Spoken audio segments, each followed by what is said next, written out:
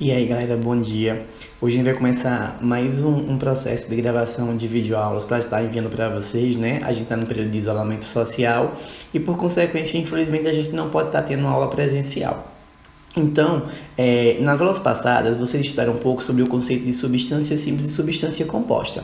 Dentro de substâncias simples, que são aquelas substâncias na qual é formada apenas por um tipo de átomo, o que é que acontece? Existe um processo chamado de alotropia. O que seria alotropia? Alotropia, na verdade, ele é um fenômeno na qual uma substância simples ela é capaz de formar outros tipos de substâncias simples. Professor, quando você fala que uma substância simples é capaz de formar outro tipo de substância simples, onde é que vai estar a diferença nessas substâncias, já que elas são formadas pelo mesmo átomo? Simples. Quando a gente fala sobre alotrópico, existem dois tipos de diferença. Existe atomicidade. O que seria atomicidade? É a quantidade de átomos daquela mesma substância que compõe aquele alotrópico. E também o arranjo cristalino. O que seria esse arranjo cristalino? Esse arranjo cristalino nada mais é que a forma com que a molécula se organiza para formar aquele alotrópico. Por exemplo, o primeiro alotrópico que a gente vai ter aqui é o alotrópico do oxigênio e do ozônio. Se a gente andar um pouquinho para frente, a gente vai ver que tanto o oxigênio quanto o ozônio, ele é formado por alotrópicos, na qual só tem um elemento químico que é o oxigênio. Então esses dois são alotrópicos do oxigênio. Perceba que a diferença entre eles é única, a quantidade de átomos de oxigênio. A quantidade de átomos de oxigênio. O gás oxigênio, ele é formado por 2 átomos, e o gás ozônio é formado por 3 átomos de oxigênio. Então, a diferença deles nada mais é do que atomicidade. Ou seja, a atomicidade é a quantidade de átomo que compõe um alotrópico. É importante a gente lembrar que o gás oxigênio, não é isso? Ele não possui cheiro, não possui cor também, não é isso? E ele é indispensável para que exista a nossa vida aqui na Terra. Ele surgiu aí em torno de 2,5 bilhões e foi quando foi possível a vida dos seres aeróbicos, ou seja, dos seres que necessitam do oxigênio, conseguir habitar a Terra. Já o gás ozônio, não é isso? Ele possui 3 átomos de oxigênio, ele tem cheiro desagradável e ele é bactericida, ou seja, ele consegue matar bactérias. Né? Então perceba que a única diferença entre eles dois é a atomicidade, a quantidade de átomos do elemento químico que faz esse alotrópico. Existe também o alotrópico do carbono. O alotrópico do carbono ele forma 3 tipos. Ele forma o diamante, ele forma o grafite, sim, esse grafite, essa pontinha de lápis que você escreve, e forma o fullereno, que também é chamado nada mais, nada menos de que grafeno, né? Isso que está tendo uma grande aplicação aí, inclusive ano passado caiu uma questão no Enem sobre eles. É importante a gente lembrar que a única diferença entre o carbono, ou entre o grafite, o diamante e o fullereno vai ser o arranjo molecular. Porque todos eles são formados apenas por átomos de carbono. Nada mais que isso. Até porque é um alotrópico na qual, né, a gente sabe que é formado pelo carbono e que a alotropia é um fenômeno que substâncias simples são capazes de formar substâncias diferentes. Mas o importante é a gente lembrar que quando a gente fala sobre alotrópicos, sempre a substância, ou sempre os alotrópicos, ele vai ter uma forma mais estável do que a outra. Não é isso? Então, por exemplo, do carbono, quem é a forma mais estável? Grafite, diamante ou fullereno? Né? Porque a única diferença deles é o arranjo molecular. Porque a gente sabe que o carbono ele tem essa propriedade de se ligar a vários carbonos e formar longas cadeias. Né? Isso para estar formando o grafite, fullereno e também aí o diamante. Então vamos ver cada um individualmente. Por exemplo, o grafite. O grafite ele é a forma mais estável que a gente tem. Ele é um sólido, não é isso? A gente sabe que ele é um sólido até porque está na ponta do lápis. Ele é um sólido e macio. Ele é um sólido macio e cinza. É bom condutor de calor e eletricidade, não é isso? E possui uma densidade de 2,25 gramas por centímetro cúbico. Pasme o que eu vou dizer a vocês agora, mas o diamante, como ele é uma forma menos instável, ele não é a forma mais estável dos alotrópicos do carbono, ele vira grafite. Então, o diamante ele pode ser convertido em grafite, já que ele é a forma ele é uma forma que não é a forma mais estável. Então aqui, ó, se a gente prestar atenção, aqui a gente vai ver o arranjo molecular que é formado para formar a estrutura do grafite, ok? Aqui a gente tem o diamante, que por sua vez, ele não tem a mesma característica do grafite, não é isso? O diamante ele já é o contrário. Por exemplo, o grafite ele conduz a eletricidade, já o diamante é isolante térmico, não é isso? Elétrico, desculpa. O grafite conduz calor, já o diamante ele é o que? Isolante térmico. Ele é transparente e duro, não é isso? E sua densidade é 3,51 gramas por centímetro cúbico. E ele é o único que é capaz de cortar o granito, né? O diamante, por conta da sua tenacidade. Ele é tão duro que ele consegue cortar o granito. Mais fácil novamente, né? Lembrando que o diamante ele pode virar grafite, porque ele não é uma forma estável. A forma mais estável que tem dos alotrópicos do carbono, que no caso é o grafite, diamante e o fluoreno, a forma mais estável é o diamante. E aqui está, para vocês terem noção, a estrutura, não é isso? A geometria, como é que ele se reorganiza para formar o diamante, né? Como é que os carbonos eles se juntam e formam o diamante. A gente também tem o fluoreno, que o fluoreno, devido à sua tridimensional com ligações insaturadas, ou seja, ele forma tipo uma situação dessa forma. Ele é tridimensional. Ele forma como se fosse um anel aromático, né? Se a gente olhar aqui, ó, perceba que ele é tridimensional e contém insaturações, não é isso? Ele pode ser explorado em várias áreas da bioquímica e várias áreas da medicina. O grafeno está usando como potencial aí muito econômico muito grande, está sendo bastante usado. Ele pode se assemelhar a uma bola. Aqui está a forma como ele se organiza, né? A sua forma geométrica. Aqui estão eles três. Percebam-se que existe a diferença no arranjo molecular e é a única diferença que existe, porque ambos não, na verdade, todos os três, né, porque não são dois, porque todos os três eles são formados apenas pelo elemento químico, que é o carbono.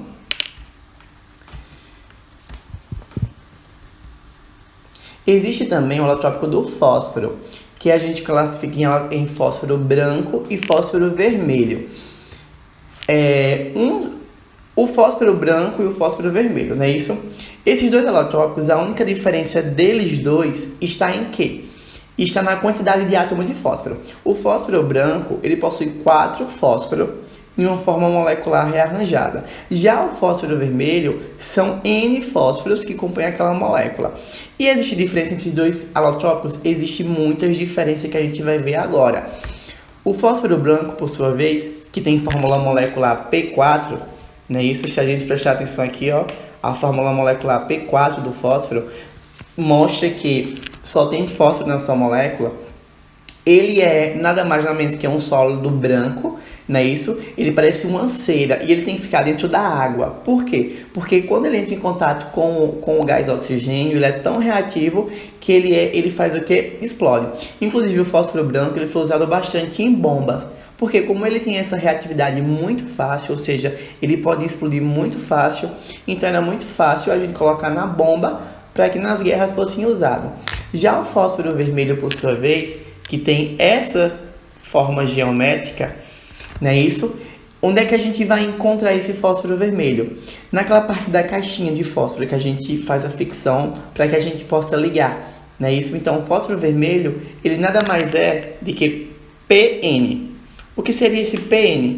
Esse PN representa para a gente que existe diversos tipos de fósforo. O que vai mudar é a ligação entre eles. O fósforo branco só tem 4 fósforos. O fósforo vermelho tem vários fósforos. É bom lembrar que ele é bem menos reativo que o fósforo branco, não é isso? Ele pode sofrer combustão com a ficção, exemplo a caixinha de fósforo, não é isso? E por isso que ele é usado na superfície das caixas de fósforo, porque ele pode sofrer essa combustão, que combustão é um processo de queima. O fósforo vermelho, ele é um pó amorfo, ou seja, ele não possui nenhuma estrutura cristalina e é de cor vermelha escura. Aqui a gente pode estar vendo ele dentro desse recipiente aqui, ó. Se a gente prestar atenção, a gente vai ver que aqui contém o fósforo vermelho e que também ele vai ser responsável para que eu sofra esse processo de combustão que acontece no palete quando a gente esfrega na caixa de fósforo. Existe também os alotrópicos, nada mais nada menos que do enxofre. Inclusive, o enxofre é o elemento químico que possui a maior variedade de alotrópicos. Ou seja, quem tem mais alotrópico é o enxofre, de todos esses elementos químicos que a gente falou. Agora, mas o que a gente vai estudar aqui são dois alotrópicos, o enxofre rhombico e o enxofre monoclínico. E a única diferença entre eles dois nada mais é do que a estrutura cristalina. Perceba-se que de todos que eu falei, o único que vai ter aí a diferença em atomicidade, a quantidade de átomos, é o gás oxigênio. Todo o restante foi na sua estrutura cristalina. Ou seja, como é que a geometria da molécula funciona, como é que eles se organizam, como é que esses átomos se ligam para formar essa molécula. Vamos estudar um pouquinho o enxofre rhombico. O enxofre rhombico ele apresenta de forma cristalina amarelada, ele é transparente. Perceba aqui, ó, se a gente olhar aqui o retículo do enxofre, a gente vai perceber que ele é transparente. Aqui a gente tem uma forma verdadeira dele. Ele é transparente. Ela é a forma mais estável que tem, ou seja, ele não vai sofrer modificação, ele não é fácil de sofrer modificação.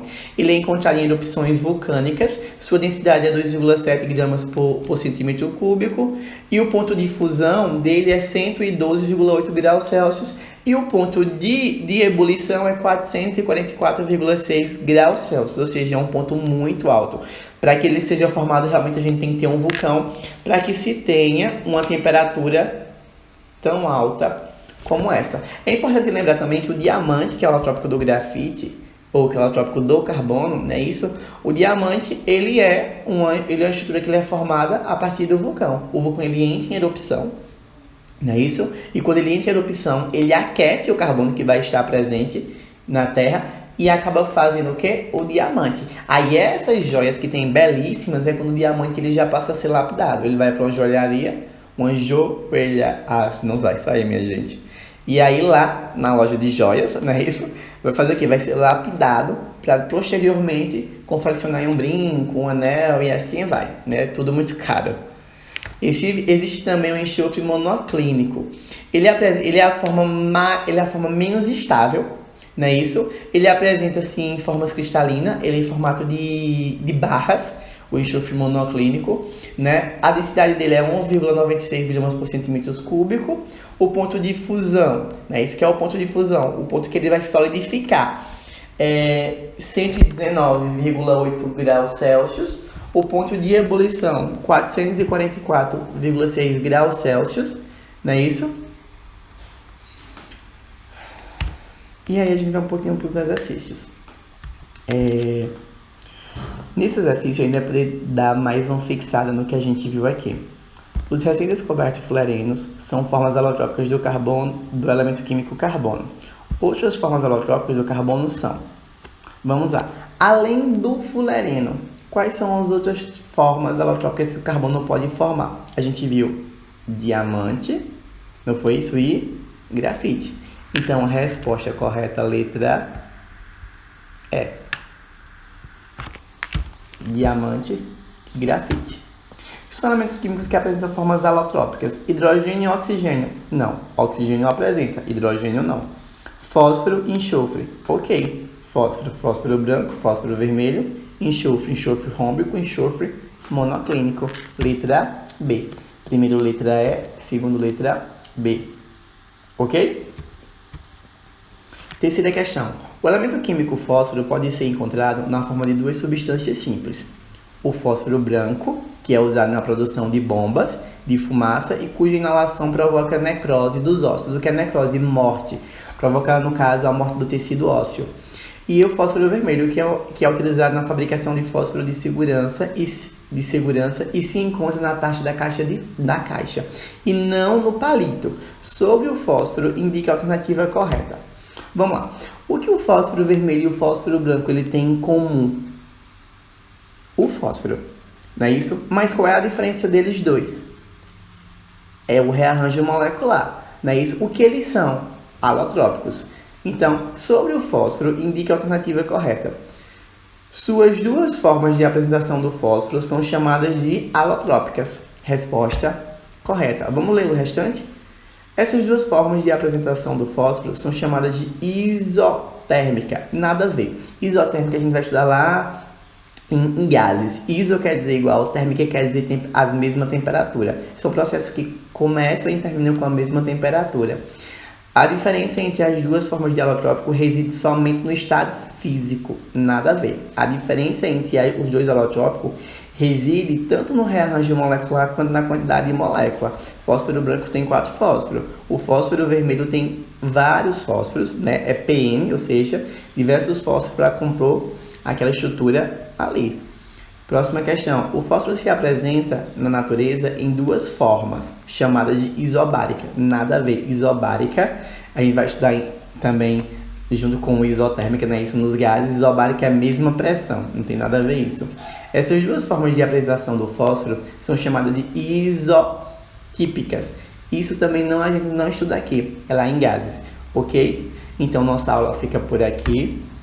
Espero que vocês tenham gostado. Bons estudos.